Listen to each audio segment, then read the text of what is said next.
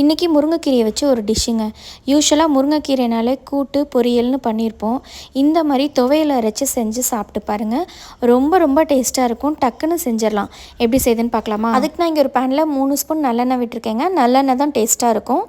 2 spoon உளுந்து, 10லேருந்து 12 சின்ன வெங்காயம், 5லேருந்து 6 பல் பூண்டு, ஒரு சின்ன துண்டு இஞ்சி, 4 பச்சை மிளகா, 5லேருந்து 6 காஞ்ச மிளகா, இது எல்லாத்தையும் அப்படியே ரோஸ்ட் பண்ணி எடுத்துக்கலாம். இந்த அளவுக்கு வதங்கினாலே போதும். இப்போ க்ளீன் பண்ண 1 கப் முருங்கைக்கீரையை ஆட் பண்ணிக்கலாங்க.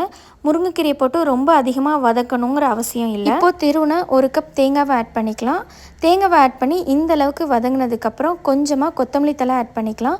கொத்தமல்லி தலையை ரொம்ப வதக்கணுங்கிற அவசியம் இல்லை. அந்த ரா ஸ்மெல்லோடு இருந்தால் டேஸ்ட்டு நல்லாயிருக்கும். இப்போ குட்டியாக நெல்லிக்காய் சைஸ் புளி இதையும் ஆட் பண்ணி நல்லா ஆற வச்சு ஒரு மிக்ஸி ஜாருக்கு மாற்றி தேவையான அளவு உப்பு போட்டு இந்த அளவுக்கு கோர்ஸாக அரைச்சி எடுத்துக்கலாம். அவ்வளோதான் ஃப்ரெண்ட்ஸ், 10 நிமிஷத்தில் சூப்பரான முருங்கைக்கீரை துவையல் ரெடி ஆயிடுச்சு.